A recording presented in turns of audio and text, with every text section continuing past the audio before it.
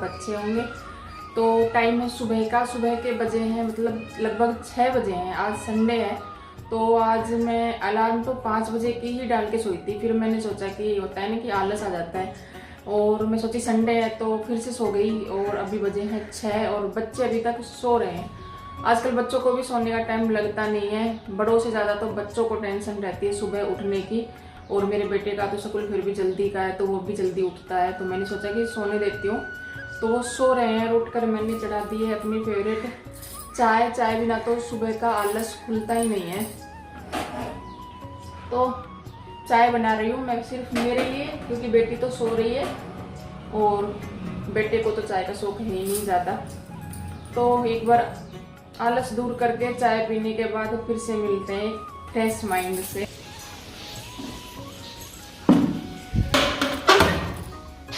जैसा कि मैंने बताया था कि आज संडे है और संडे को नाश्ते की कोई जल्दी रहती नहीं है और बच्चे भी सो रहे हैं। तो मैंने थोड़ी सी चालाकी दिखाते हुए मैंने सोचा कि सबसे पहले जो मेरा आज का बड़ा काम है उसे ख़त्म कर देती हूँ। क्या होगा, फिर टेंशन फ्री हो जाऊँगी, कोई टेंशन नहीं रहेगी। मैं हमेशा ऐसे ही करती हूँ, जो मतलब ज़रूरी काम होता है ना उसे सबसे पहले करती हूँ। तो सुबह सुबह मैं आ गई हूँ गेहूँ लेने के लिए, क्योंकि मुझे धोने हैं गेहूँ।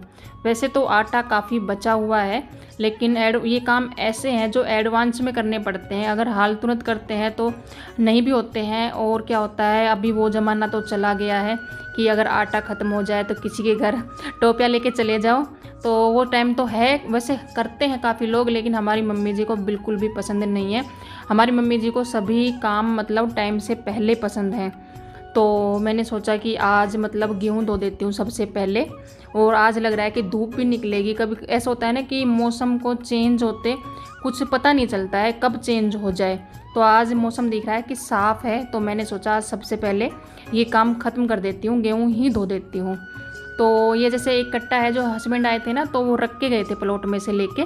क्या होता है कि मेरे गेहूँ मतलब प्लॉट में रहते हैं, क्योंकि सभी को पता है गांव में गेहूं एक साथ लेते हैं इकट्ठा, तो उनकी केयर भी करनी पड़ती है। काफ़ी बार मतलब उनमें सुरसी भी लग जाती है और ख़राब होने का उनका डर रहता है। तो मम्मी जी को और पापा जी को लगता है कि मैं केयर नहीं कर पाऊँगी, तो इसीलिए वो पूरा गेहूं मतलब एक साथ ही डलवा लेते हैं। और वो मतलब उनको देखते रहते हैं कि कभी ख़राब तो नहीं हो जाएंगे गेहूँ। तो उनकी ये पूरी टेंशन मतलब उन्हीं की है, वो ही देखते हैं ये सब। मेरा बेटा भी उठ गया था और मैं धो लेती हूँ गेहूँ। गेहूँ में मतलब इतना कचरा है ना कि बहुत ज़्यादा कचरा है। एक बार तो मैंने निकाल दिया है, एक बार नहीं पता नहीं कितनी बार मैंने निकाल दिया है। वीडियो को मैंने स्किप कर दिया था। और मतलब बहुत, अगर ऐसे बिना धोए अगर हम करने बैठते हैं ना, पीसना बोलते हैं, तो पीसना करने अगर बिना धोए बैठते हैं तो मतलब शायद काफ़ी टाइम, पता नहीं कितने घंटे लग जाएंगे, लेकिन गेहूँ साफ़ नहीं होंगे। तो इसलिए धोना ही बेस्ट होता है। तो मैंने धो दिया था और अभी मैं इन्हें क्या करूँगी कि मतलब 4 पाइप ही डाल दूँगी। जब इनका पानी निकल जाएगा ना, फिर थोड़ी धूप भी आ जाएगी, तो इन्हें मतलब धरती में और मतलब कपड़ा डाल के और उस पर फिर मैं इन्हें डाल दूँगी। फिर क्या है कि अच्छे से ये सूख जाएंगे। दूसरी बाल्टी भी मैंने धो दी है, 2 या मतलब 2.5 बाल्टी तक धोती हूँ, ज़्यादा नहीं धोती हूँ मैं। जब खावे है, जब मना करे है, खावे जब मना ना करे, जब काम करो है, जब मना करे है। हाँ, काम करे है जब हमेशा मना कर दे है। तो देख लो इसने, देख ले, तू ही देख ले। मैं तो मम्मी को कभी काम तो मना ना करूँ, तो कभी भी मना ना करे, बिल्कुल भी। अच्छा, जब तेरी मम्मी ना सिंपल ऐसा नहीं ले, सारा काम छोरी करे है। आर्थिक विकास में लाया था, ठीक है। ये छोटी सी गुड़िया मेरी देवरानी की लड़की है और ये मतलब हर्षु को बोल रही है। हर्षु को मैंने कुछ काम करने के लिए बोला था तो उसने मना कर दिया था। तब बोल रही है कि खाने के लिए तो मना नहीं करता है और काम करने के लिए बोलते हैं तो मना कर देता है। मैं तो अपनी मम्मी को कभी भी मना नहीं करती हूँ। ये बात इतनी बड़ी बड़ी करती है कि मतलब बहुत बड़ी बड़ी बातें ये करती है। और ये मतलब पहले तो ज़्यादातर मेरे पास रहती थी, अभी तो काफ़ी दिनों से बहुत कम आ रही है। क्या है ना कि बच्चों को टाइम भी नहीं लगता है, स्कूल जाते हैं फिर आकर पढ़ाई लिखाई का करना पड़ता है। मतलब ट्यूशन तो सच में नहीं जाती, इसकी मम्मी खुद ही पढ़ाती है। अर्पिता भी उठ गई थी और मेरा ये काम मतलब जो सबसे बड़ा आज दिन का काम था ये मैंने ख़त्म कर दिया है। मुझे ना जैसे गेहूँ साफ़ करना बहुत बड़ा काम लगता है, एक झंझट सा लगता है, तो इसलिए आज धुल गए और फिर टाइम निकाल के एक दिन साफ़ कर दूँगी। कोई जल्दी तो है नहीं, क्योंकि मतलब आटा काफ़ी बचा हुआ है। और यहाँ से मैंने पानी डाल के पूरे को धो दिया है। और ये पानी मैं इसलिए डाल रही हूँ क्योंकि क्या होता है ना, मतलब कचरा थोड़ा बहुत फंस जाता है। कल के व्लॉग में जैसे मैंने बताया था कि मेरी मशीन करंट मार रही है और मतलब पानी भी इसका डालने से पूरा बाहर आ रहा है। तो पापा जी को बताया था, तो पापा जी सुबह सुबह लेके आ गए थे मैकेनिक को। हमारे पापा जी के काम बहुत फास्ट हैं, वो मतलब कल पे नहीं टालते हैं काम को, कहते हैं तभी काम को जल्दी से कर देते हैं। तो मशीन उसने देख ली थी, मशीन में ज़्यादा कुछ भी गड़बड़ नहीं थी और वो तो बोल रहा था कि करंट भी नहीं मार रही है। उस टाइम पता नहीं क्या हुआ होगा तो करंट मार दिया होगा। यहाँ पे मैंने आलू उबलने के लिए चढ़ाए थे, आज संडे तो आज बनाना था बच्चों के लिए कुछ स्पेशल। तो आलू मतलब ज़्यादा मोटे थे तो अभी उबले नहीं हैं और कट करके मैंने चढ़ाए नहीं थे, क्योंकि क्या होता है उनमें पानी चला जाता है, क्योंकि मुझे कचौरियाँ बनानी थी और पानी जाने के बाद आलूओं में फिर क्या होता है उनकी चटनी ना गीली गीली बनती है, तो मैंने कट नहीं किया था। तो इसलिए मोटे आलू थे ना, इसलिए उन्होंने टाइम ले लिया था उबलने के लिए। आलू तब तक उबल रहे हैं और मैं नहाया ही थी, वो तो आपको नज़र ही आ रहा होगा। आज क्या है, मैंने सोचा कि आज कोई जल्दबाजी तो है नहीं, आज मतलब पहले नहा लेते हैं और फिर नाश्ता बना लेते हैं। सिचुएशन के अनुसार काम किया जाता है। तो आटे में मैंने डाल लिया थोड़ी सी अजवाइन, मोमन के लिए थोड़ा सा तेल और नमक तो हम सभी डालते हैं। तेल ज़्यादा नहीं डालते हैं, थोड़ा ही डालना होता है, वरना ना वो मतलब ज़्यादा ही टूटने लगती हैं तो अच्छी नहीं लगती है। और आटा भी मैंने साथ के साथ लगा लिया है। धनिया, लाल मिर्च से थोड़ी ज़्यादा, क्योंकि हम शौकीन हैं चटपटे के। अमचूर पाउडर, चाट मसाला, थोड़ा सा गरम मसाला, साबुत जीरा, अजवाइन,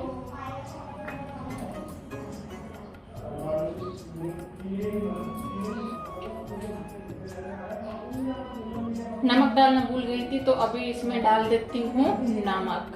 वैसे कस्तूरी मेथी, जो कि बहुत ज़रूरी है टेस्ट के लिए। कचौड़ियों के मसाले में क्या क्या डालना है वो मैंने आपको बता दिया है, जो मैं डालती हूँ उस तरीके से। और आटे को मैंने थोड़ा सा घी लगा के और रख दिया था ढक के, और फिर से मैंने एक बार इसको अच्छे से गूंथ लिया है, क्योंकि आटे को, कचौरी का जो आटा रहता है ना वो बिल्कुल मुलायम रहना चाहिए, तो कचौरियाँ फटती नहीं है। बहुत सी लेडीज़ बोलती हैं कि हम तो बिल्कुल पतले आटे की कचौरियाँ बनाती हैं, मुझे नहीं पता वो कैसे बनाती हैं। मेरा आटा बिल्कुल भी पतला नहीं है, मेरा आटा नॉर्मल रहता है, लेकिन मतलब मुलायम आटा होता है। तो कचौरियाँ मैं जैसे बनाती हूँ, अगर आप ऐसे बनाएंगे तो आपकी कभी शिकायत नहीं होगी कि आपकी कचौरियाँ फटती हैं। मेरी कभी भी कचौरी नहीं फटती, ना ही मेरे आलू के पराठे फटते हैं और ना ही कचौरियाँ फटती हैं। सबसे पहला तो मतलब इसका यही है कि आलूओं में बिल्कुल पानी नहीं जाना चाहिए। और एक आलूओं को ठंडे होने के बाद हमें, आलूओं में मतलब ठंडा होने के बाद हमें सभी मसाले डालने चाहिए। अगर गर्म आलूओं में हम मसाला डालते हैं तो 100% चटनी गीली होगी ही होगी। और मैं कचौड़ियाँ कैसे भरती हूँ वो मैं आपको अभी नज़दीक से दिखा। मैं मतलब एक पूरी जैसा बेल लेती हूँ, पूरी लेकिन बिल्कुल छोटी पूरी जैसी नहीं होनी चाहिए और पतली भी नहीं होनी चाहिए, ये मतलब मोटी होनी चाहिए। अगर ज़्यादा पतली बेल देंगे ना हम इनको तो मतलब 100% कचौरियाँ फटेंगी ही फटेंगी। तो हमें इसे मोटा बेलना है, और जिस तरीके से मैं आपको दिखा रही हूँ इकट्ठा करके और इसे घुमाते हुए, और फिर जो ऊपर जो आटा आता है उसको हमें निकाल देना है। और उसे निकालने के बाद फिर यहीं की यहीं उसको दबा देना है, और दबाकर फिर हमें हाथ से इसे मतलब ऐसे कर देना है, क्योंकि अगर जैसे बेलन से करते हैं ना तो फटेंगी कचौड़ियाँ। ऐसे अगर मतलब हथेलियों से हम करते हैं ना, जैसे बाजरे की रोटी बनाते हैं, बाजरे की रोटी हम हाथ से जैसे हथेलियों से करते हैं और इसे उंगलियों से हमें दबा देना है। आप देख सकते हो कचौड़ी बिल्कुल भी कहीं से भी नहीं फटी है। तो इसी तरीके से मैंने सारी कचौरियों को बना लिया है और अभी मैं कर दूँगी इन्हें तेल में फ्राई। तेल में फ्राई करने की भी एक कंडीशन होती है कि हमें तेल को ज़्यादा मतलब एक बार फुल गर्म करना है और फिर उसे हल्का ठंडा करना है, क्योंकि अगर बिल्कुल गर्म तेल में हम डाल देंगे ना तो गिरते की साथ कचौरियाँ लाल हो जाएंगी और अंदर से कच्ची रह जाएंगी। तो तेल को मैंने कर लिया था गर्म और फिर मैंने गैस को कर दिया था बंद, और फिर से मैंने मतलब गैस को चला के और बिल्कुल मीडियम कर दिया है। मीडियम से भी कम कर रखा है, लेकिन मतलब ज़्यादा नहीं है, क्योंकि जितनी मीडियम गैस पर कचौरियाँ बनेंगी ना उतनी अच्छा इनका कलर आएगा और बहुत ही मतलब स्वादिष्ट कचौरियाँ बनेगी, वो आप देखकर पता लगा सकते हैं। और कचौरियों को मैंने स्टील की कढ़ाई में नहीं बनाया है, क्योंकि क्या होता है स्टील की कढ़ाइयों में जल जाती हैं और बिल्कुल मतलब लाल लाल, एक जगह से लाल कहीं से पता नहीं, इनका रंग ही अजीब हो जाता है।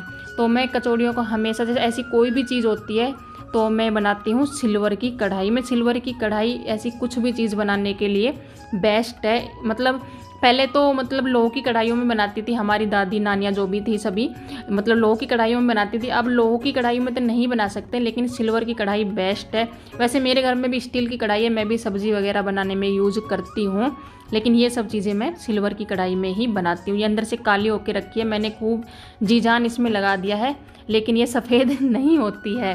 तो बच्चे खा रहे हैं अंदर कचौड़ियाँ, तो मैं उन्हें अभी देख कर आती हूँ।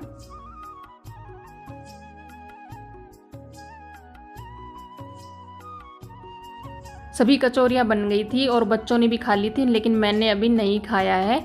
तो पहले मैं डाल देती हूँ मम्मी जी और पापा जी के लिए।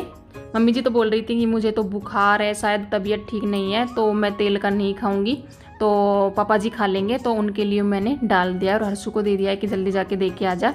तो वो चला गया देने के लिए। यहाँ मेरी बेटी कर रही है, मतलब ये मेरे लिए रेडी कर रही है कि मम्मी आप इस तरीके से खाना। इसने कचौड़ी पे मतलब दही को फेंट लिया था अच्छे से, दही डाल दी है और फिर उस पर डाल दिया है सॉस, और उसके बाद डाल दी है हरी चटनी, और इसके बाद वो डाल रही है इसमें प्याज, नहीं सच में इसके बाद वो डाल रही है चाट मसाला, और चाट मसाला डालने के बाद डाल दी इसने प्याज, और ऊपर से फिर से थोड़ी सी दही डाल दी है।